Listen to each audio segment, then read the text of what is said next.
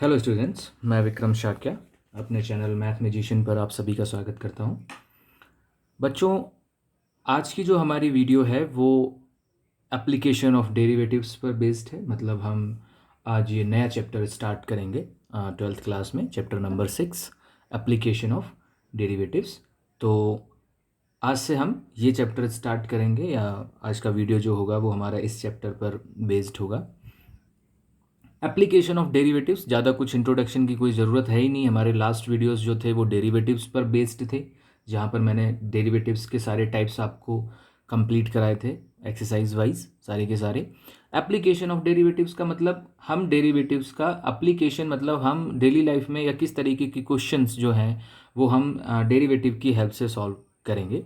तो अब थोड़ा एप्लीकेशन हो गया, हर चीज़ की एक एप्लीकेशन होती है। जैसे साइंस में आप कोई लॉ पढ़ते हैं, फिर उसकी एप्लीकेशन मतलब वो कहाँ पर अप्लाई किया जाता है। तो सेम वही चीज़ यहाँ पर है कि हमने डेरिवेटिव करना तो सीख लिया, बट हम डेरिवेटिव कहाँ पर अप्लाई करेंगे या किस तरीके के केसेस पे अप्लाई करेंगे वो हम इस चैप्टर में देखेंगे, या उस तरीके के क्वेश्चन जो हैं वो हम इस चैप्टर में सॉल्व करेंगे।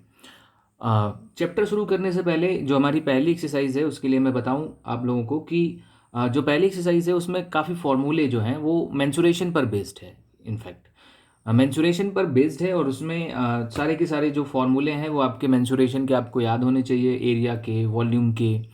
तो अगर आपको नहीं याद है तो पहले उनको याद कर लीजिएगा अच्छे से, तब इस एक्सरसाइज को जब करेंगे ना तो आपको और इजी लगेगा जो एप्लीकेशन है।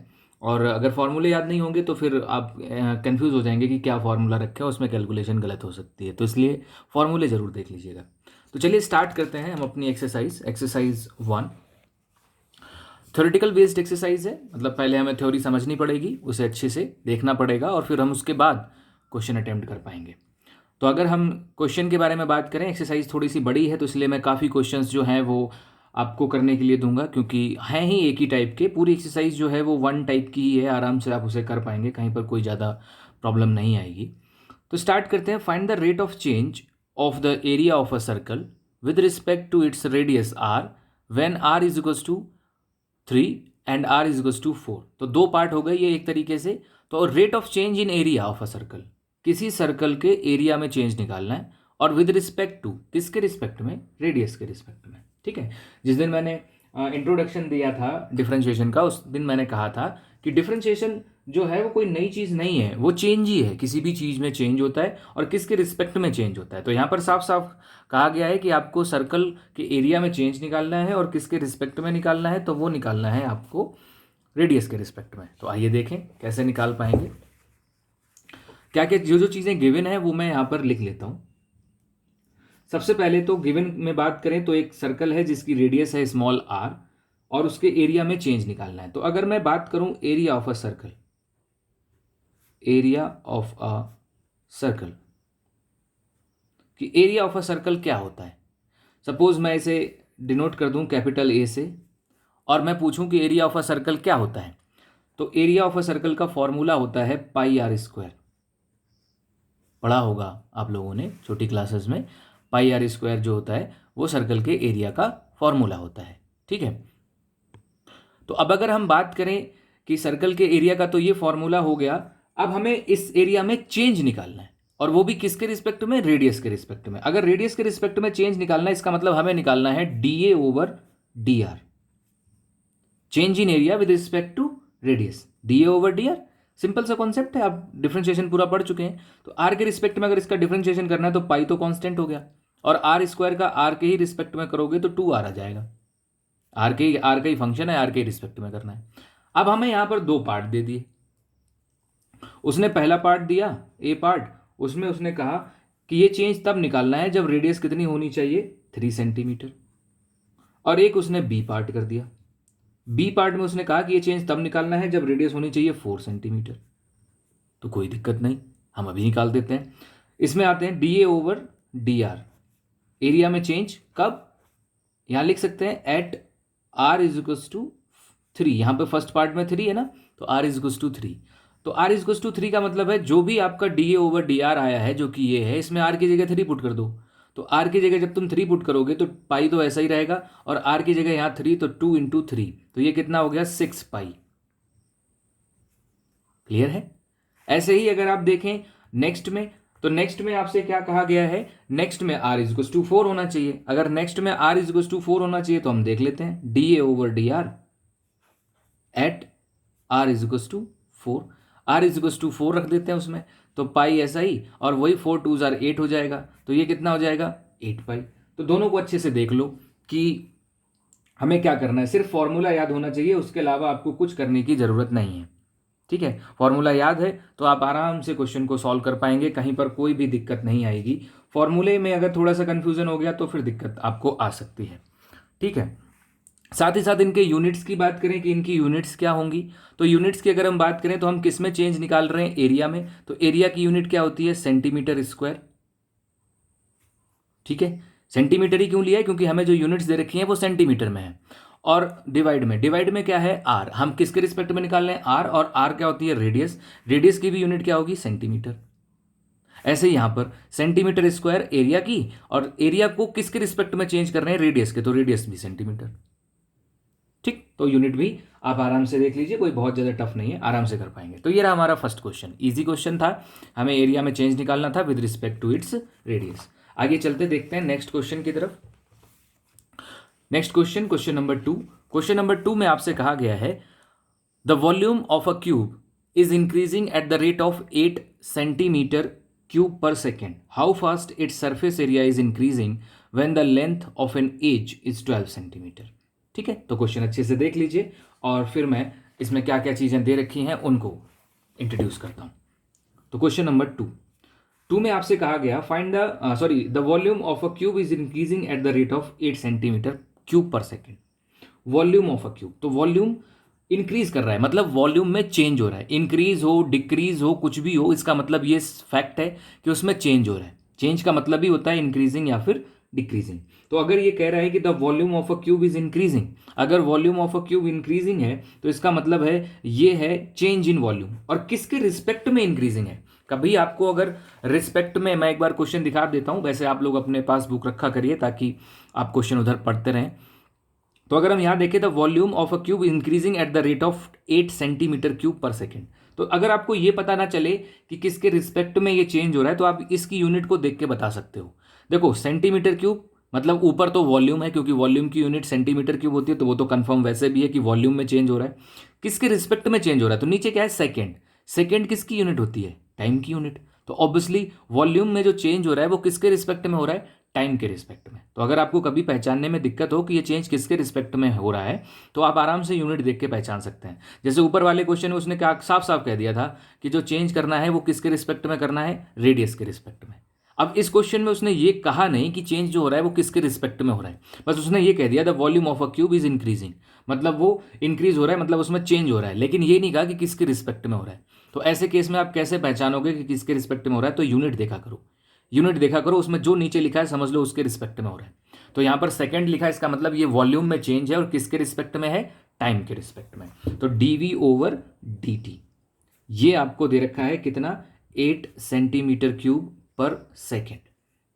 How fast its surface area is increasing, surface area कितनी तेजी से इंक्रीज होगा ये आपको बताना है। सरफेस एरिया को अगर मैं a मान लूं सरफेस एरिया को, तो आपको निकालना है dA ओवर dt, ये आपको फाइंड आउट करना है। और दिया क्या है, दिया ये है कि when the length of a edge is 12 centimetre, जब इसके एज मतलब एक साइड की जो लेंथ है, तो साइड को मैं कुछ भी मान लूं जो आपका मन करे। सपोज मैं साइड को मान लेता हूं x, सपोज मेरा मानने का अलग कॉन्सेप्ट है, आप कुछ भी मान सकते हैं। तो मैंने साइड को x मान लिया, तो x जब कितना है 12 सेंटीमीटर। तो तुम्हें तीन चीजें, इनफैक्ट दो चीजें दे दी, एक तो वॉल्यूम में change with respect to time, और एक एज मतलब एक उसकी साइड कितनी है, आपको एरिया में चेंज निकालना है। तो फॉर्मूले पता होने चाहिए, सारे के सारे फॉर्मूले पता है तो आप आराम से क्वेश्चन कर पाएंगे। ये क्या है, ये एक क्यूब है, तो सबसे पहले तो आपको क्यूब का वॉल्यूम पता होना चाहिए। वॉल्यूम ऑफ अ क्यूब क्या होता है, सोचिए। क्यूब का जो वॉल्यूम होता है बच्चों, वो होता है उसके एज का क्यूब या उसकी साइड का क्यूब। हमने साइड कितनी मानी है, x, तो इसका क्यूब यानी कि x क्यूब। अब हमें वैल्यू दे रखी है dv ओवर dt की, तो हम भी क्या करेंगे, इसका डिफरेंशिएशन करेंगे विद रिस्पेक्ट टू t, तो dv ओवर dt हमें मिल जाएगा ना, क्योंकि अगर हम t के रिस्पेक्ट में करेंगे, यहाँ अगर हम देखें तो 3x², लेकिन ये फंक्शन x का था, हम t के रिस्पेक्ट में कर रहे थे, इसीलिए dx/dt, प्रॉपर डिफरेंशिएशन जो भी हम पढ़ चुके हैं पहले। तो यहां से अगर हम देखें क्या क्या चीजें निकाल सकते हैं, एक तो हमें dv/dt की वैल्यू पता है, dv/dt की वैल्यू है 8, तो यहां पर 8 पुट कर दो। 3 इंटू x², x हमें पता है कितना है 12, उसका स्क्वायर करोगे तो 144 इंटू dx/dt। यहां से क्या करो, dx/dt की वैल्यू निकाल दो। dx/dt की वैल्यू आ जाएगी 8/3 इंटू 144। ठीक, dx/dt अगर इसकी यूनिट लिखना चाहो तो इसकी यूनिट हो जाएगी सेंटीमीटर पर सेकेंड। क्यों? क्योंकि dx, x क्या है, x है साइड, साइड की यूनिट होगी सेंटीमीटर, और नीचे टाइम, टाइम का मतलब सेकेंड। आप यूनिट ऐसे आराम से पता कर सकते हैं। ठीक है, अब हमें निकालना क्या था फाइनली, हमें निकालना था एरिया में चेंज, मतलब हमें निकालना था dA/dt। हमने अभी निकाला है dx/dt, कोई बात नहीं, हम dA/dt भी निकालेंगे। अब आपको पता होना चाहिए कि क्यूब का सरफेस एरिया क्या होता है। ठीक है, क्यूब का सरफेस एरिया अगर आपको पता है तो आप सारी चीजें निकाल जाएंगे। तो इसलिए मैं शुरू से ही कह रहा था कि आपको ना सारे वॉल्यूम और सरफेस एरियाज जो हैं वो सारे पता होने चाहिए। तो सरफेस एरिया क्या होता है, सरफेस एरिया क्यूब का होता है A = 6 इंटू साइड का स्क्वायर। तो साइड हमने कितनी मानी है, x, तो 6 इंटू एक्स का स्क्वायर। अब आपको इसमें चेंज चाहिए, मतलब आप क्या करो, इसका डिफरेंशिएशन कर दो t के रिस्पेक्ट में, dA/dt। यहाँ कितना हो जाएगा, ये हो जाएगा 12x, और यहाँ पर dx/dt, क्योंकि हम t के रिस्पेक्ट में कर रहे हैं ना, फंक्शन x का है। यहां पर आते हैं 12 इंटू एक्स, एक्स की वैल्यू क्वेश्चन ने हमें दे रखी है कितनी है 12, तो 12 इंटू dx/dt की वैल्यू इसीलिए मैंने पहले ही निकाली क्योंकि मुझे पता है कि आगे जरूरत पड़ने वाली है। तो यहां पे क्या करो, 8 इंटू 3144 ये लिख दो। ठीक, 144 होता है, ये कैंसिल हो जाएगा, और यहां से एरिया में चेंज आ जाएगा आपका कितना, 8/3। यूनिट अगर देखनी है तो एरिया है, तो एरिया की यूनिट होती है सेंटीमीटर स्क्वायर, और टाइम के रिस्पेक्ट में चेंज करना है मतलब सेकेंड, तो सेंटीमीटर स्क्वायर पर सेकेंड। बहुत सिंपली और बहुत ईजी कैलकुलेशन रहती है। सिर्फ आपको फॉर्मूले बिल्कुल क्लियर होने चाहिए कि भाई एरिया क्या होता है किसी भी कंस्ट्रक्शन का, और वॉल्यूम क्या होता है, ये दो चीज़ें आपको क्लियर पता होनी चाहिए। कर्व्ड सरफेस एरिया और टोटल सरफेस एरिया भी आपको पता होना चाहिए, क्योंकि कभी कभी कर्व्ड दे देता है, कभी कभी टोटल दे देता है। आइए बढ़ते हैं आगे अपने नेक्स्ट क्वेश्चन की तरफ, क्वेश्चन नंबर 3। आप क्वेश्चन के कॉन्सेप्ट को समझना, एक बार कॉन्सेप्ट समझ गए फिर बहुत सारे क्वेश्चंस एक ही तरीके के हैं वो सारे हो जाएंगे। जैसे अगर हम यहाँ पर देखें, हमसे कहा गया the radius of a circle is increasing uniformly at the rate of 3 centimetre पर second. Radius of a circle, अगर मैं रेडियस r मान लूँ तो इंक्रीजिंग मतलब उसमें चेंज हो रहा है, तो डी आर, और किसके रिस्पेक्ट में, टाइम के रिस्पेक्ट में, तो ये वैल्यू जो तुम्हें दे रखी है ये है dr/dt, चेंज हो रहा है ना, तो dr/dt। Find the rate at which the area of a circle is increasing, आपको एरिया में चेंज निकालना है, मतलब dA/dt निकालना है when the radius is 10 centimetre, और आपको रेडियस की वैल्यू भी दे रखी है कितनी है, 10 सेंटीमीटर। आइए देखें क्वेश्चन कैसे करेंगे। क्वेश्चन नंबर 3, जो जो चीज़ें दे रखी हैं मैं उसे नोट कर लेता हूँ। हमें सबसे पहले दे रखा था dr/dt, जैसा कि मैंने कहा था कि रेडियस में चेंज, dr/dt तुम्हें कितना दे रखा है, 3 सेंटीमीटर पर सेकेंड। ठीक है, और एक तुम्हें रेडियस दे रखी है, रेडियस कितनी है, रेडियस है तुम्हारी 10 सेंटीमीटर। और आपको किस में चेंज निकालना है, find the rate at which the area of a circle is increasing, circle का एरिया। तो एरिया क्या होता है सर्कल का, सर्कल का एरिया ए से डिनोट करते हैं, सर्कल का एरिया होता है πr², सिंपल। इस बार चेंज निकालना है इसमें, और ऑब्वियसली चेंज किसके रिस्पेक्ट में निकालना है, टाइम के रिस्पेक्ट में, क्योंकि यूनिट टाइम में है तो सीधी सी बात है चेंज भी टाइम के रिस्पेक्ट में ही निकालना है। तो dA/dt आपको निकालना है। तो dA/dt निकालने के लिए सबसे पहले तो पाई कांस्टेंट, r² का 2r, और साथ ही साथ t के रिस्पेक्ट में कर रहे थे इसीलिए dr/dt एक एक्स्ट्रा टर्म अलग। ठीक, डेरिवेटिव बहुत सिंपल है। यहां पर देखें तो pi as it is, 2 as it is, r की जगह आपको वैल्यू दे रखी है 10 क्वेश्चन ने, और dr/dt भी दे रखा है, r ये रहा 10, और dr/dt कितना है तुम्हारा 3 सेंटीमीटर, तो ये भी वैल्यू पुट कर दो 3 सेंटीमीटर। अब इसकी मल्टीप्लाई कर लो, इसकी मल्टीप्लाई करोगे तो 10 3 ज़ा 30, 30 2 ज़ा 60, तो 60 पाई।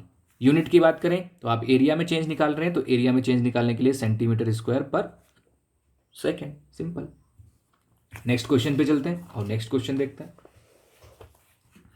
नेक्स्ट क्वेश्चन में आपसे कहा गया, क्वेश्चन नंबर 4 में, an edge of a variable cube is increasing at the rate of 3 centimetre पर सेकेंड।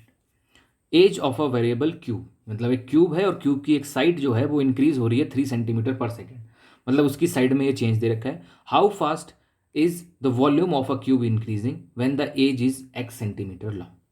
ठीक, आइए देखें इसे कैसे करेंगे।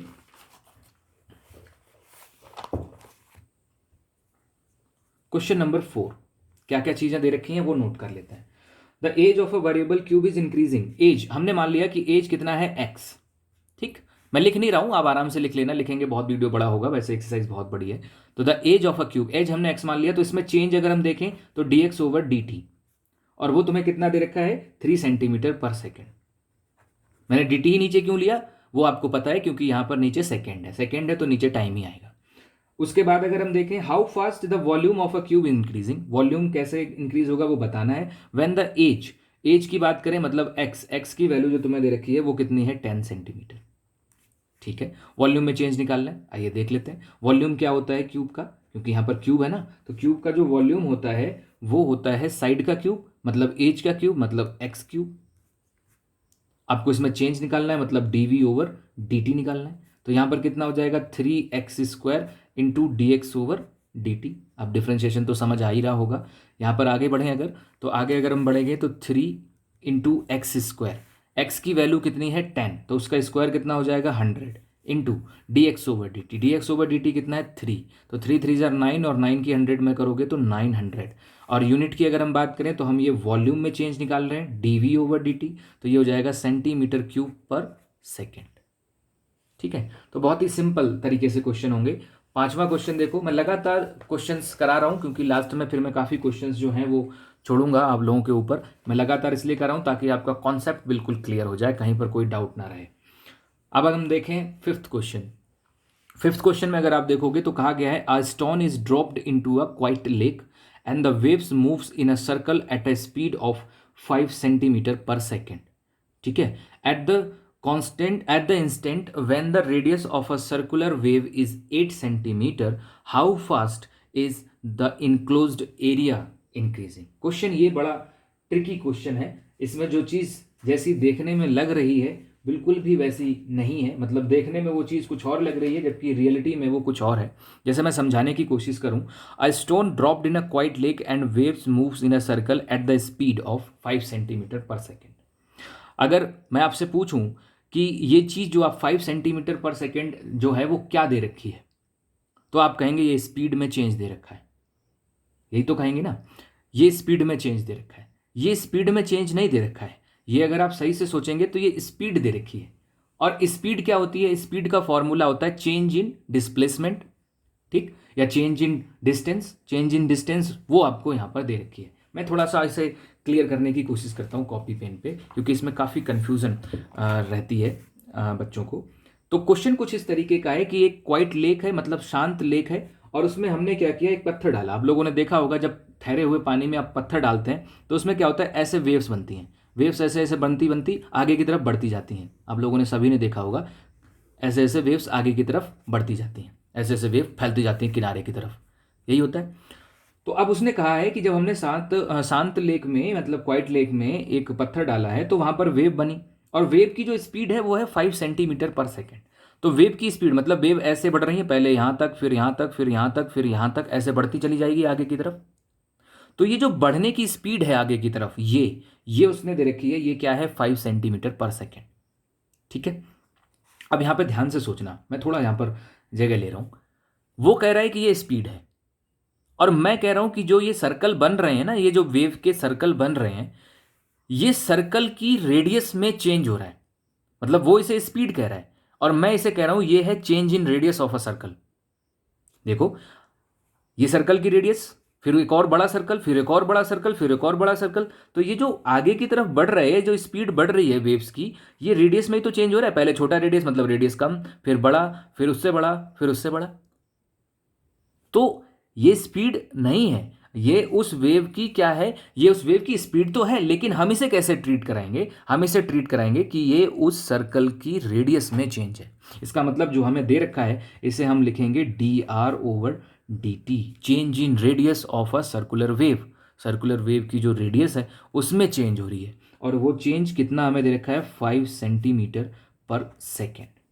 ठीक है। उसके बाद उसने कहा at the instant when the radius of a circular wave is 8 centimetre, जब रेडियस उस सर्कुलर वेव की कितनी है 8 सेंटीमीटर, तब आपको पता करना है how fast is the enclosed area increasing. तो इसका जो एरिया है वो कितनी तेजी से इंक्रीज होगा, आपको ये बताना है। ठीक है, तो आप देखो बिल्कुल क्लियर हो गया। एरिया में अगर चेंज निकालना है तो सबसे पहले तो एरिया पता होना चाहिए। ये सर्कल है तो सर्कल का एरिया कितना होता है पाई आर स्क्वायर। इसमें चेंज निकालना है मतलब D A over D T, pi constant, R square का 2r और इसका derivative D R over D T. ठीक है, वैल्यू पुट कर देते हैं, पाई इंटू 2r, आर की जगह 8 है, 2r करेंगे तो कितना हो जाएगा 16 into D R over D T, तुम्हें पहले से ही दे रखा है कितना है 5, तो 16 5 जार 80 पाई, और ये किस में चेंज है एरिया में, तो इसलिए इसकी यूनिट हो जाएगी सेंटीमीटर स्क्वायर पर सेकेंड। ठीक है, तो यहां पर ट्रिकी ये था ये क्वेश्चन कि जहां पर आपको वो स्पीड लग रही थी, वो स्पीड तो थी लेकिन स्पीड को कैसे लिखना है, change in distance with respect to time. तो ये वही चीज है, ये जो आगे बढ़ रही है तो ये डिस्टेंस में ही तो चेंज हो रहा है, और डिस्टेंस को ही हम लोग यहां पर क्या कह रहे हैं रेडियस, क्योंकि ये जो आगे बढ़ रही है डिस्टेंस ही है, और डिस्टेंस ही को हम रेडियस भी कह सकते हैं कि रेडियस ही तो चेंज हो रही है। तो यहां पर distance is radius is also a distance. ठीक है ना, सर्कल में हम जो डिस्टेंस नाप रहे हैं, अगर हम ये कहें कि ये सर्कल की रेडियस है तो क्या ये डिस्टेंस नहीं है, ये डिस्टेंस भी तो है। तो उसी बेस पे तो मैंने यहां पर लिखा, स्पीड दे रखी थी, स्पीड को मैंने क्या किया फॉर्मूला लगाया डिस्टेंस अपॉन टाइम का, और डिस्टेंस की जगह मैंने क्या रखा रेडियस, क्योंकि सर्कल में रेडियस होती है। ठीक, तो क्वेश्चन को अच्छे से समझ जाइए और अच्छे से अटेम्प्ट करने की कोशिश करिएगा। अब बढ़ते हैं हम अपने नेक्स्ट पेज की तरफ, मतलब क्वेश्चन नंबर 6 की तरफ। क्वेश्चन नंबर 6 क्या है, अब आप लोग थोड़ा सा कोशिश करिएगा अपने आप क्वेश्चनों को अटेम्प्ट करने की, कि आप कितने क्वेश्चंस अपने आप अटेम्प्ट कर सकते हैं। जैसे क्वेश्चन नंबर 6 अगर मैं देखूं तो क्वेश्चन नंबर 6 में कहा गया है the radius of a circle is increasing at the rate of 0.7 centimetre पर सेकेंड। रेडियस में चेंज दे रखा है सर्कल की, मतलब D R over D T दे रखा है। What is the rate of increasing in circumference, circumference में चेंज निकालना है। सर्क्यूमफेरेंस सर्कल की क्या होती है 2 पाई आर, उसमें बस क्या करो टी के रिस्पेक्ट में डिफरेंशिएशन कर दो, 2 पाई कांस्टेंट रह जाएगा, आर का कितना हो जाएगा D R over D T, और D R over D T की तुम्हें वैल्यू दे ही रखी है, तो आराम से कर पाओगे, मुझे नहीं लगता कहीं कोई दिक्कत होनी चाहिए। यहाँ पर देखें अगर हम 7th क्वेश्चन में, तो हमसे कहा गया है the length X of a rectangle is decreasing at the rate of 5 centimetre per minute and the width Y is increasing at the rate of 4 centimetre per minute. When x is equals to 8 centimeter, y is equals to 6 centimeter, find the rate of change in the perimeter and in the area of a rectangle। ठीक है, आइए देखें, मैं एक बार इस question को करा देता हूं, क्योंकि यहाँ पर डिक्रीजिंग का भी एक केस आया ना, अभी तक तो इंक्रीजिंग डिक्रीजिंग ही हो रहा था, अब डिक्रीजिंग का भी एक केस आ गया। और सॉरी, थर्ड डाल लूँ, ये है क्वेश्चन नंबर 7। तो क्वेश्चन नंबर 7 में कहा गया है the length of a rectangle is increasing at the rate of 5। Length जो तुम्हें रेक्टेंगल की दे रखी है वो है x, तो इंक्रीजिंग मतलब उसमें चेंज, तो dx ओवर dt, ये तुम्हें दे रखा है 5 centimetre per minute, 5 centimetre per minute. यहां पर थोड़ी सी चीज जो मैं समझाना चाह रहा हूं या जो इस क्वेश्चन में अलग है वो ये है, कहा गया the length x of a rectangle is decreasing at the rate of 5 centimetre. Decreasing में क्या होता है, देखो मैंने लिखा तो dx ओवर dt ही है, चेंज तो उसकी लेंथ में ही है, लेकिन डिक्रीजिंग जब बोला जाएगा तब यहां पर आप क्या लगाओगे माइनस, मतलब जो चेंज हो रहा है वो डिक्रीज हो रहा है, डिक्रीज मतलब कम हो रहा है। और यहां पर दूसरी चीज देखें, यहां पर जो y है वो क्या है, वो है उसकी विड्थ। ठीक, और उसमें जो चेंज हो रहा है मतलब dy ओवर dt, वो कितना हो रहा है, वो हो रहा है 4 सेंटीमीटर पर मिनट, लेकिन वो कैसा है, वो इंक्रीजिंग का है। देखो इंक्रीजिंग, तो इंक्रीजिंग है तो इसलिए हम इसका प्लस का सिंबल रखेंगे, और यहां पर क्या था, यहां पर था डिक्रीजिंग, तो डिक्रीजिंग की वजह से हमने यहां पर क्या लगाया था, माइनस लगाया था। फिर उसने कहा कि x जो है, x कितना है 8 सेंटीमीटर एंड y कितना है 6 सेंटीमीटर, तो x जो है वो है 8 सेंटीमीटर एंड जो y है वो कितना है, वो है 6 सेंटीमीटर। तब आपको दो पार्ट उसने पूछे, पहला find the rate of change in the perimeter और एरिया ऑफ अ रेक्टेंगल, मतलब रेक्टेंगल के पेरीमीटर में और उसके एरिया में आपको चेंज निकालना है। तो मैं एक पार्ट करवा देता हूं, पेरीमीटर वाला, फर्स्ट पार्ट। ठीक है, तो पेरीमीटर होता क्या है, पेरीमीटर को हम पी से रिप्रेजेंट करते हैं। पेरीमीटर रेक्टेंगल का क्या होता है, 2 इंटू लेंथ प्लस ब्रेथ, तो 2 इंटू लेंथ आपको कितनी दे रखी है x, और ब्रेथ आपको कितनी दे रखी है y। फॉर्मूले याद होने चाहिए, मैंने शुरू में ही कहा कि मेंसुरेशन आपका पूरा कंप्लीट होना चाहिए। तो perimeter of a rectangle is to 2 into X plus Y. अब आपको इसमें चेंज निकालना है तो निकाल देते हैं change, D P over D T change, 2 तो कांस्टेंट है, x का कितना हो जाएगा D X over D T, और y का कितना हो जाएगा D Y over D T. Differentiation आप जानते ही करना, बहुत सिंपल है। वैल्यू पुट कर देते हैं 2 D X over D T, D X over D T की वैल्यू है -5, तो यहां पुट कर दो -5, plus D Y over D T, D Y over D T की तो 4 ही है, तो D Y over D T की 4 पुट कर दो। ठीक है, जब यहां पर -5 और 4 तो ये कितना हो गया -2। क्लियर, -2। पेरीमीटर है तो पेरीमीटर की यूनिट होती है सेंटीमीटर और टी के रिस्पेक्ट में इसलिए सेकेंड। इनफैक्ट यहां पर जो टाइम ले रहे हैं वो मिनट में दे रहे हैं सारे, तो हम भी यहां पर क्या करेंगे सेकेंड ना रख के क्या रखेंगे मिनट। ठीक है, तो ये -2 आया, तो -2 का मतलब ये बात क्लियर हो गई कि अगर माइनस आ रहा है तो इसका मतलब ये हो गया कि जो चेंज है वो डिक्रीजिंग में है। ठीक, तो आंसर में जब आपको वहां पर लिखा होगा तो वहां पर क्या लिखा होगा, change in parameter in decreasing order, मतलब डिक्रीज हो रहा है। तो ये माइनस सिर्फ इतना ही शो करता है कि जो चेंज हो रहा है वो नेगेटिव हो रहा है। अगर इंक्रीजिंग होता तो ये पॉजिटिव आता। तो चेंज तो 2 का है, लेकिन चेंज वो इंक्रीजिंग में है या डिक्रीजिंग में है, तो वो डिक्रीजिंग में रहेगा। तो इसलिए आंसर जब आप आंसर शीट में देखेंगे तो वहां पर लिखा होगा डिक्रीजिंग, माइनस नहीं लगा होगा, डिक्रीजिंग लिखा होगा।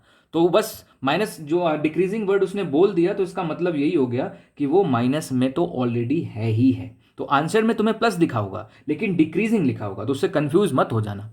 वो डिक्रीजिंग जो उसने वर्ड यूज कर दिया है वो माइनस को अपने आप में समाहित कर रहा है या अपने आप में कंटेन कर रहा है। ठीक है, और दूसरा पार्ट क्या है, आपको एरिया में चेंज निकालना है। तो एरिया लगाओ रेक्टेंगल का, उसका डेरिवेटिव करो और वैल्यू पुट करके आंसर निकालो। ठीक है, तो आगे बढ़ते हैं हम अपने नेक्स्ट क्वेश्चन की तरफ। नेक्स्ट क्वेश्चन जो है हमारा, नेक्स्ट क्वेश्चन है हमारा क्वेश्चन नंबर 8। अगर हम क्वेश्चन नंबर 8 देखें तो हमसे कहा गया है a balloon which always remains spherical on inflation, inflation is being inflated by pumping in 900 cube centimetres of a gas per second, find the rate at which the radius of a balloon increases when the radius is 15 centimetre cube. ठीक है, तो theory में जो चीज़ें दे रखी होती हैं उन्हें पढ़ने के बाद हमें ये एनालाइज करना कि हमें क्या क्या चीज़ दे रखी है, ये सबसे इंपॉर्टेंट चीज़ है कि हम कैसे पहचानेंगे कि हमें क्या क्या दे रखा है। तो आइए देखें, क्वेश्चन को पढ़ते हैं और समझने की कोशिश करते हैं क्या क्या दे रखा है। सबसे पहले बात करते हैं हम कि हमसे कहा गया अ balloon which is always spherical, मतलब वो स्फेरिकल है, तो हम फॉर्मूले सारे स्फेयर के लगाएंगे। और इसको जब पंप किया जाता है तो ये 900 क्यूबिक सेंटीमीटर पर सेकेंड के हिसाब से इंक्रीज होता है ये। ठीक, तो 900 क्यूबिक सेंटीमीटर, तो ये क्या दे रखा है, देखो क्यूबिक सेंटीमीटर मतलब सेंटीमीटर क्यूब, तो ये एक तरीके से चेंज किस में है, वॉल्यूम में, क्योंकि सेंटीमीटर क्यूब यूनिट केवल और केवल वॉल्यूम की ही हो सकती है, और वो भी किसके रिस्पेक्ट में है, पर सेकेंड। तो पर सेकेंड मतलब नीचे कितना होगा डी टी, यहाँ लिख दो 900 सेंटीमीटर क्यूब पर सेकेंड। हो गया, पहली चीज हो गई। Find the rate at which the radius of a balloon increases, radius में जो चेंज है वो आपको निकालना है, मतलब D R over D T निकालना है। और रेडियस की वैल्यू तुम्हें दे रखी है, रेडियस की वैल्यू क्या है, रेडियस है 15 सेंटीमीटर। समझ आ गया, तो बस इतना दे रखा है आपको, वॉल्यूम में चेंज दे रखा है, रेडियस दे रखी है, आपको क्या करना है, आपको रेडियस में चेंज निकालना है कि रेडियस में चेंज क्या होगा। Find the rate at which the radius of a balloon increases. आओ देखें कैसे कर सकते हैं। अब क्वेश्चन को करते हैं। ये स्फेरिकल था, तो स्फेयर का जो वॉल्यूम होता है वो क्या होता है, स्फेयर का वॉल्यूम होता है 4/3 पाई आर क्यूब, यही होता है 4/3 पाई आर क्यूब। यहां पर आपको वैल्यू दे रखी है डीवी ओवर डी टी की, तो मैं क्या करूंगा, वॉल्यूम का टी के रिस्पेक्ट में डिफ्रेंशिएशन कर दूंगा। तो वॉल्यूम का टी के रिस्पेक्ट में डिफ्रेंशिएशन करोगे तो 4/3 पाई तो कांस्टेंट रहेगा, ये हो जाएगा 3r², और चूंकि ये टी के रिस्पेक्ट में है तो इसीलिए एक extra term D R over D T आना तो बनता है। वैल्यू पुट कर दो, डीवी ओवर डी टी की जगह तुम्हारा कितना है 900, 4/3 एज इट इज रखो, पाई एज इट इज रखो, ये 3 इंटू r², ये रहा आपका r का स्क्वायर करो, 15 का स्क्वायर करोगे तो चलो मैं एक बार लिख देता हूँ, वैसे तो 225 होता है, और D R over D T, 3 से 3 कैंसिल हो गया। सबसे पहले 900 is equals to 4 pi into, ये हो गया 225 into D R over D T. अब आपकी अगर कैलकुलेशन ठीक है तो आप जानते होंगे 225 की जब हम 4 टाइम्स मल्टीप्लाई करेंगे, 225 यानी कि 225, 225 को जब आप 4 बार मल्टीप्लाई करोगे तो ये 900 बन जाएगा। मल्टीप्लाई करके देख लेना। और यहाँ से D R over D T की आप वैल्यू निकाल दो। D R over D T की वैल्यू क्या निकलेगी, ये पाई बचा है सिर्फ, इधर आएगा तो कितना हो जाएगा 1/पाई। और डी आर रेडियस में चेंज निकालना है तो इसलिए सेंटीमीटर किसके रिस्पेक्ट में निकालना है, टाइम के, इसका मतलब सेकेंड, तो 1/पाई सेंटीमीटर पर सेकेंड। तो this is the answer of our 8th question. ठीक है, तो 8th क्वेश्चन के बाद अब हम चलते हैं अपने अगले क्वेश्चन की तरफ। तो अगला क्वेश्चन है हमारा क्वेश्चन नंबर 9।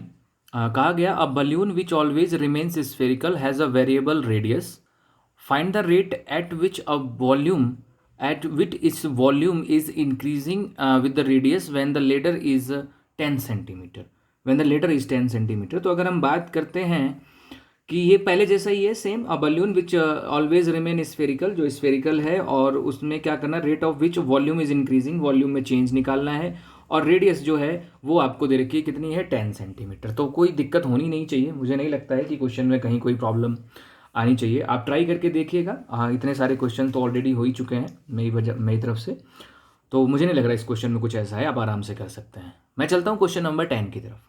क्वेश्चन नंबर 10 में थोड़ा सा क्रिटिकल लैंग्वेज है तो मैं इसको कराऊंगा। इसमें कहा गया a ladder 5 metre long is leaning against a wall, the bottom of the ladder is pulled along the ground away from the wall at the rate of 2 centimeter per second. How fast is its height on the wall decreasing when the foot of the ladder is 4 meter away from the wall? तो question को अच्छे से समझिएगा और फिर question को मैं जो सोल्यूशन दिखा रहा हूँ उसको देखिएगा। मैंने एक फिगर आपके सामने बनाया हुआ है। इसमें क्या कहा गया है, इसमें मैंने क्या दिखाया है आपको, इसमें दिखाया है कि ये एक वॉल हो गई, दीवार, आप जनरली प्रैक्टिकल वे में इसको सोचिए कि ये एक वॉल हो गई। ठीक है, वॉल होने के बाद यहाँ से ये सीढ़ी लेडर लगी हुई है और ये हो गया इसका बेस, मतलब ये जमीन हो गई, यहाँ पर एक दीवार खड़ी हुई है और हमने ऐसे सीढ़ी लगाई हुई है। ठीक है, मैंने मान लिया कि वॉल की जो हाइट है वो है y और जो लेडर का निचला सबसे बॉटम है और उस दीवार के जो बीच का गैप है वो कितना है, x, और लेडर की जो लेंथ है वो तो आपको क्वेश्चन में ही दे रखी है कि वो है 5 मीटर। अब यहाँ पर किया क्या जाता है, अब आप सोचो, वो कह रहा है कि हम इस लेडर को पुल करते हैं, मतलब पीछे की तरफ खींचते हैं, पीछे की तरफ खींचते हैं। किस रेट से खींचते हैं, तो वो रेट आपको दे रखा है क्वेश्चन में 2 सेंटीमीटर पर सेकेंड। इस रेट से क्या करते हैं, हम इस सीढ़ी को पीछे की तरफ खींचते हैं। अब आप प्रैक्टिकली सोचो, जब ये सीढ़ी इस रेट से पीछे की तरफ खींची जाएगी तो ये जो सीढ़ी का ऊपर वाला सिरा है ये नीचे गिरेगा, ये दीवार आगे भी होगी ऊपर भी ऐसे रखी होगी सीढ़ी, तो जब ये पीछे जाएगा तो ये सिरा नीचे की तरफ खिसकेगा। ये तो आप प्रैक्टिकली जानते हैं कि इसको पीछे खींचेंगे तो ये सिरा नीचे की तरफ खिसकेगा, तो नीचे की तरफ खिसकेगा तो इसका मतलब इसकी हाइट डिक्रीज होगी। तो क्वेश्चन ने वही पूछा है कि आप बताइए कि how fast is it's height on the wall decreasing, मतलब इसकी हाइट जो है वो किस रेट से डिक्रीज होगी, ये आपको बताना है। ठीक है, क्वेश्चन समझ आ गया, ये था क्वेश्चन। अब अगर हम बात करें इसकी, ये 2 सेंटीमीटर आपको क्या दे रखा है, तो आप थोड़ा सा सोचो तो आपको पता चल जाएगा ये वैल्यू है dx ओवर dt की।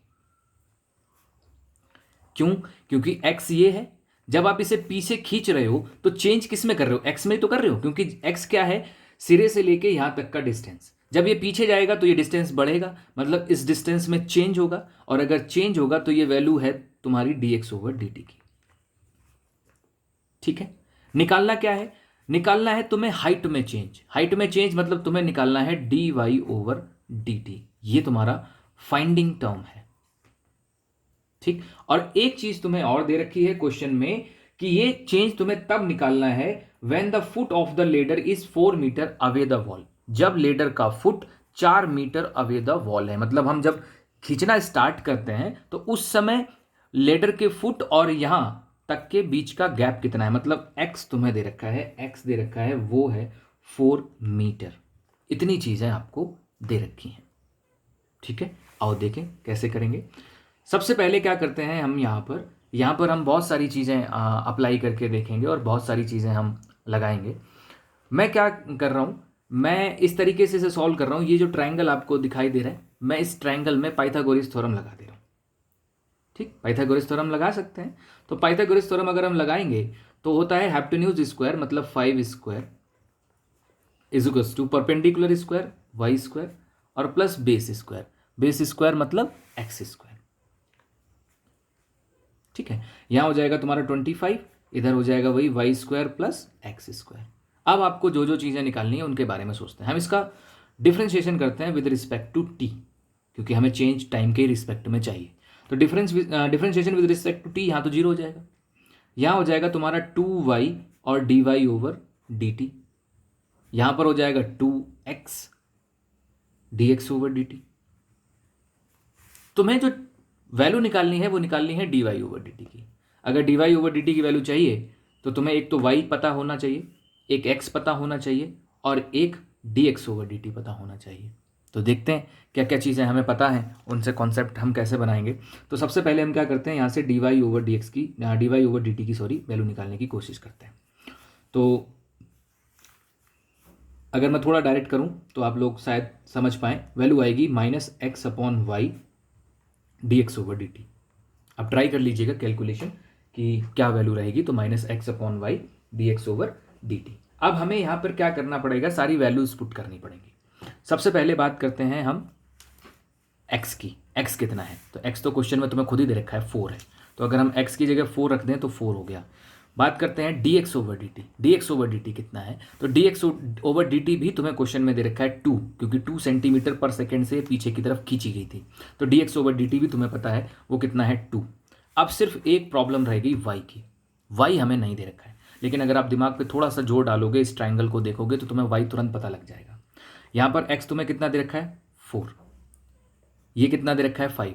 ये राइट एंगल ट्राइंगल है, ऑब्वियसली पाइथागोरस थ्योरम अभी हमने लगाई है। तो अगर मैं ये 5 है ये 4 है और पाइथागोरस थ्योरम लगाएं तो y अनडाउटेडली कितना निकल जाएगा 3।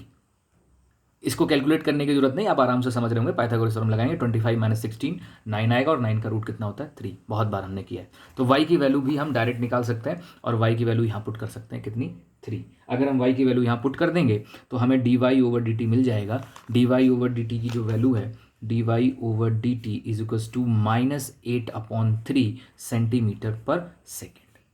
माइनस इसीलिए आया क्योंकि ये चेंज जो है वो डिक्रीजिंग ऑर्डर में है, मतलब कम हो रहा है। और y में चेंज है, y हमने क्या माना था हाइट, तो हमें हाइट में ही तो चेंज चाहिए था। तो हाइट में चेंज कितना आया है 8/3 डिक्रीजिंग में, यानी कि हाइट कम होगी। जो तो मैंने शुरू में ही बताया था आपको कि जब इस सिरे को पीछे को खींचोगे तो हाइट कहाँ जाएगी, नीचे की तरफ, मतलब कम होगी। तो ये देख लीजिए पूरा सोल्यूशन हमने किस तरीके से किया है वो आप सबके सामने है पूरा।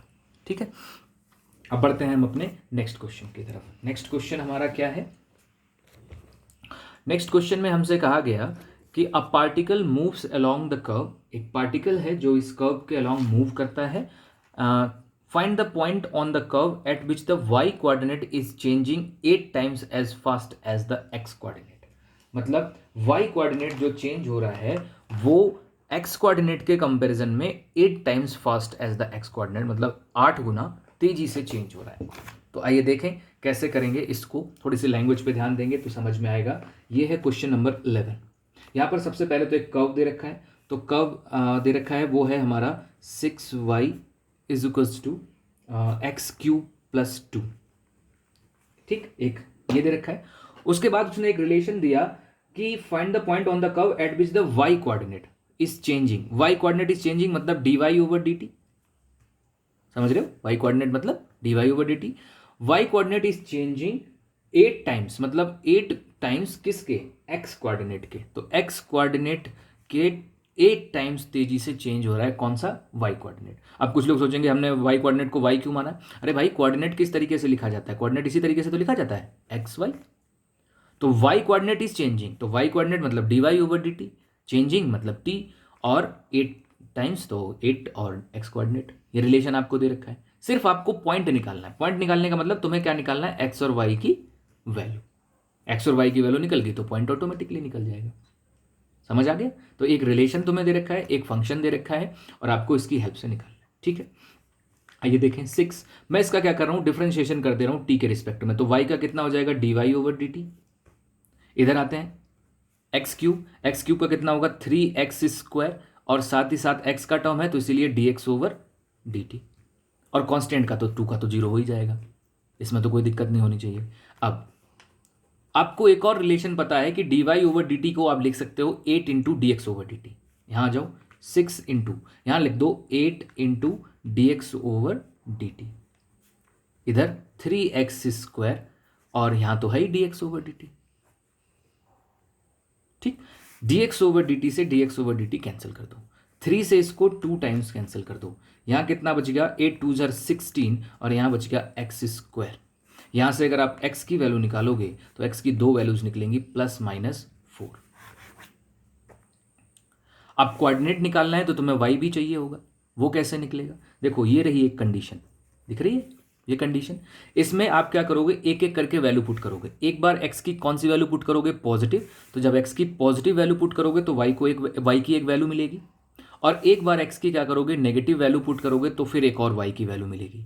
मतलब आपको 2 पॉइंट मिलेंगे, एक x जब पॉजिटिव होगा तब, और एक जब x नेगेटिव होगा तब, और वही दोनों आपके क्या होंगे, आंसर्स। तो अगर मैं थोड़ा सा डायरेक्ट अगर करूं, देखो सपोज अगर मैं x की पॉजिटिव वैल्यू पुट करता हूं, x की पॉजिटिव वैल्यू क्या है 4, अगर मैं 4 यहां पुट करता हूं तो 4 का क्यूब कितना होगा 64। ठीक, मल्टीप्लाई कर दो, 4 4 जार 16 एंड 16 4 जार 64, 64 और 2 कितना हो जाएगा 66। क्लियर है ना? थोड़ा सा डायरेक्ट देखो, 66 और 11, अगर 6 से उसे कैंसिल करोगे तो 11 टाइम्स कैंसिल हो जाएगा, तो y की वैल्यू कितनी आ जाएगी 11। तो पहला पॉइंट जो आ जाएगा तुम्हारा, वो पहला पॉइंट आ जाएगा, एक तो x की जगह तो तुमने पॉजिटिव लिया है और y कितना आ गया 11। ऐसे ही दूसरे पॉइंट में क्या होगा, x तो आप लेंगे -4, क्योंकि दूसरा सिंबल माइनस का है, और ये -4 फिर से कहाँ पुट करेंगे, यहाँ, तो y की एक और वैल्यू आएगी और वो बनेगा तुम्हारा दूसरा कोऑर्डिनेट। तो आंसर में आपको 2 कोऑर्डिनेट्स प्रोवाइड होंगे। ठीक है, तो क्वेश्चन बड़ा इजी था, बस ये जो कंडीशन थी शुरुआत वाली, ये समझनी थी कि इसका मतलब क्या है और वैल्यू पुट करनी थी। आइए आगे बढ़ते हैं नेक्स्ट क्वेश्चन की तरफ। नेक्स्ट क्वेश्चन है हमारा question number 12। The radius of an air bubble is increasing at the rate of इतना, at what rate is the volume of a bubble increasing. बहुत सिंपल है, रेडियस आपको रेडियस में change दे रखा है, वॉल्यूम में चेंज निकालना है, और रेडियस कितनी है 1 सेंटीमीटर। ऐसे ही दूसरा, a balloon which always remains spherical, sphere है, डायमीटर दे रखा है, find the change in the volume, volume में चेंज निकालना है with respect to X, X के रिस्पेक्ट में निकालना है, फंक्शन भी तुम्हारा एक्स का ही है, आराम से कर पाओगे। 14 देख लेते हैं एक बार, ये भी एक मेंसुरेशन बेस्ड क्वेश्चन है। तो अगर हम 14 देखें तो हमसे कहा गया है, sand is pouring from a pipe eight the rate of 12 centimetre cube per second. यानी कि रेत है जो किसी पाइप से गिर रही है नीचे की तरफ, और वो किस रेट से गिर रही है वो रेट तुम्हें दे रखा है। The falling sand forms a cone on the ground in such a way that the height of a cone is always 1/6 of the radius of the base. मतलब आप देखते होगे कभी कि अगर रेत को ऊपर से गिराओ तो जब वो जमीन पे गिरेगी ना तो वो कोन टाइप में बनती है। आपने कभी देखा हो रेत पे, कभी रेतीले मैदान में रेत को डालो तो वो हमेशा कोन जैसे ही शेप ले लेती है। तो वही उसने कहा कि रेत एक गिर रही है किसी पाइप से, उसका रेट दे रखा है, और वो जो रेत गिर रही है वो जमीन पे क्या करती है, वो एक कोन फॉर्म करती है। लेकिन कोन में क्वालिटी क्या है, खासियत क्या है, वो इस तरीके का कोन है, such a way that the height of a cone is 1/6 of the radius of the base. वो उसकी जो भी रेडियस ऑफ द बेस है उसका 1/6 है उसकी हाइट। और अब आपसे पूछा गया है, how fast is the height of a sand cone increasing when the height is 4 centimetre. फिर हाइट में चेंज निकालना है, और हाइट दे भी रखी है कितनी है 4 सेंटीमीटर। आइए देखें कैसे करेंगे। बस क्वेश्चन को समझना था, बाकी बिल्कुल सिंपल क्वेश्चन है, कहीं कोई हार्डनेस नहीं है। अगर हम देखें क्वेश्चन क्या है 14, इसमें कहा गया कि भाई रेत जो है वो ऊपर से गिर रही है और उसका रेट है 12 सेंटीमीटर क्यूब पर सेकेंड, ये रेट है।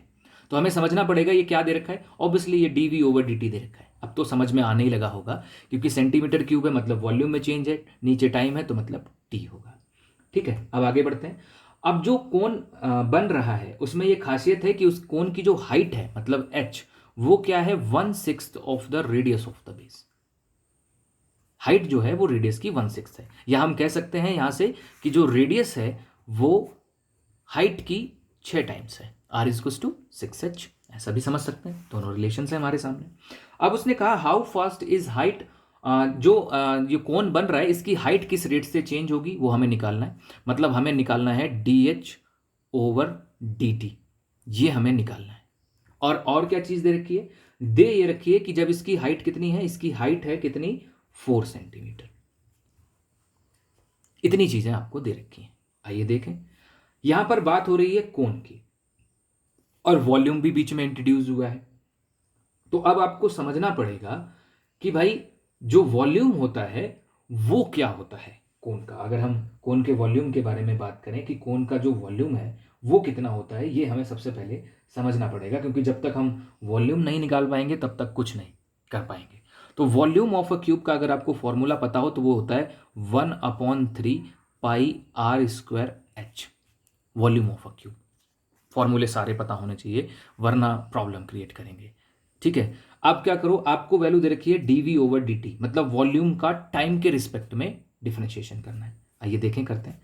1/3 pi as it is, R square का करेंगे तो 2r, लेकिन टाइम के रिस्पेक्ट में है तो इसीलिए आएगा dr/dt। ठीक है, और h की अगर हम बात करें, h, तो यहां पर h की अगर हम बात करें तो h जो हमें दे रखा है, अब अगर हम h का भी डिफरेंशिएशन करने लग जाएं तो dh/dt हो जाएगा। इसको थोड़ा सा मैं सही से करता हूं। देखो, आपको कैलकुलेशन थोड़ी सी एलिमिनेट कर दूंगा या थोड़ी सी हट जाएगी। एक लाइन को इसको मैं कट करता हूं और इसे थोड़ा सा और इम्प्रूव करता हूं। हमें क्या निकालना है, dh/dt, मतलब हमें हाइट में चेंज चाहिए। हमें रेडियस में, तो रेडियस का तो कोई लेना देना नहीं, हमें रेडियस चाहिए ही नहीं कहीं। तो हम क्या करते हैं, इसमें से रेडियस को हटा लेते हैं इस फॉर्मूले से। कैसे हटाएंगे, 1/3 पाई एच, ये तो यहां रखो, और ये जो आर स्क्वायर है, आर और एच में एक रिलेशन है। आर की वैल्यू कितनी है, 6h, तो अगर हम आर स्क्वायर निकालेंगे तो कितना हो जाएगा, 36h स्क्वायर। सिंपल है बहुत। यहां से क्या करो, 3 से इसे कैंसिल करो तो कितने टाइम होगा, 12 टाइम्स। तो यहां से वॉल्यूम का एक सिंपल सा फॉर्मूला बन जाएगा। वो कितना बचेगा, 12 पाई और एच क्यूब। देख लो अच्छे से, 12 पाई एच क्यूब, 12 ये रहा, पाई ये रहा, एच ये, और 2 पावर से, तो एच और 2 यानी कि 3 पावर हो गई। अब करो डिफरेंशिएशन, अब थोड़ा इजी पड़ेगा, dv/dt। ठीक है, dv/dt, 12 पाई कांस्टेंट, एच क्यूब का कितना हो जाएगा, 3h स्क्वायर, लेकिन टाइम के रिस्पेक्ट में है इसीलिए dh/dt। ओके, dv/dt की वैल्यू तुम्हें कितनी दे रखी है, 12, ये रही, तो यहां वैल्यू पुट कर दो dv/dt की 12 इज टू इधर कितना, 12 pi into 3h square, H की जगह भी तुम्हें वैल्यू है 4, तो h 3 और इंटू एच स्क्वायर मतलब 4 का स्क्वायर मतलब 16, और यहां पर कितना बचा, यहां पर बचा dh/dt। सबसे पहले इस 12 से ये 12 कैंसिल करो, और यहां से थोड़ी सी जगह बच रही है, मैं इसी में लिख रहा हूं dh/dt। जो बचेगा वो देखो, 16 3 48 और पाई, तो 48 पाई है, जब ये उधर जाएगा तो 1/48 पाई, और यूनिट की बात करें तो सेंटीमीटर पर सेकेंड, क्योंकि हाइट है तो सेंटीमीटर होगा और टाइम है तो सेकेंड होगा। ठीक है, तो ये आपका ये वाला क्वेश्चन है। तो यहाँ पे थोड़ा सा मैंने चेंज किया कि जो वेरिएबल मुझे चाहिए ही नहीं था, मुझे आर चाहिए ही नहीं था, तो मैं बेकार में आर का डेरिवेटिव कर रहा था, उसे बाद में फिर हटाना पड़ता, बड़ी दिक्कत होती हटाने में। तो इसलिए मैंने क्या किया, शुरू में ही हटा लिया उसे, कि वहाँ पे हमने आर की जगह क्या किया, एच का टर्म रख दिया, ताकि पूरा एच में आ गया। और एच क्यों रखा, क्योंकि हमें जो वैल्यू निकालनी है या जो चेंज निकालना है वो एच में ही निकालना है, तो फंक्शन भी हमें एच में ही चाहिए होगा, इसलिए मैंने फंक्शन भी एच में ही बना लिया। ठीक, अब बढ़ते हैं हम अपने नेक्स्ट क्वेश्चन की तरफ। नेक्स्ट क्वेश्चन क्या है हमारा, नेक्स्ट क्वेश्चन है हमारा कि द टोटल कॉस्ट, ये एक कॉस्ट आपको दे रखी है, the total cost associated with the production of X unit item is given by, ये कॉस्ट आपको दे रखी है। Find the marginal cost when 17 units are produced. आपको मेरिजिनल कॉस्ट चाहिए है, और जब 17 यूनिट्स जो हैं वो प्रोड्यूस हो जानी चाहिए। अब अगर मैं सिंपल इसको देखूं, आपको क्या करना होता है, मेरिजिनल कॉस्ट क्या होती है, जब भी आपको कोई कॉस्ट दे रखी हो या कोई रेवेन्यू दे रखा हो, तो अगर मेरिजिनल कॉस्ट निकालनी है तो आपको क्या करना है, इसका डेरिवेटिव करना है। सिंपल सा कॉन्सेप्ट अगर मैं देखूं तो आपको क्या करना है, दोनों नीचे के जो क्वेश्चन हैं वो एक ही जैसे हैं, और ज़्यादा कुछ वैरायटी नहीं है, कोई बहुत ज़्यादा इंपॉर्टेंट क्वेश्चन भी नहीं है। अगर आप देखें तो यहाँ पर एक कॉस्ट का फंक्शन आपको दे रखा है। कॉस्ट का फंक्शन क्या है, 0.007 into x cube minus 0.003 into x square, और फिर प्लस 15x, और लास्ट में आपका 4000। ये एक बड़ा सा कॉस्ट का टर्म दे दिया। अब उसने क्या किया, मेरिजिनल कॉस्ट पूछो ये है, और कब पूछी है, जब x इज टू कितना है, x इज टू उसने कहा है कि x इज टू होना चाहिए 17 units, x is to 17 units. तो ये जो यूनिट्स हैं ये x को रिप्रेजेंट कर रही है, तो x is to 17 units. Marginal cost कैसे निकालते हैं, जो भी आपको कॉस्ट दे रखी है उसका क्या करो, आप डेरिवेटिव कर दो। किसके रिस्पेक्ट में, ऑब्वियसली x के रिस्पेक्ट में, जिसमें वो यूनिट है।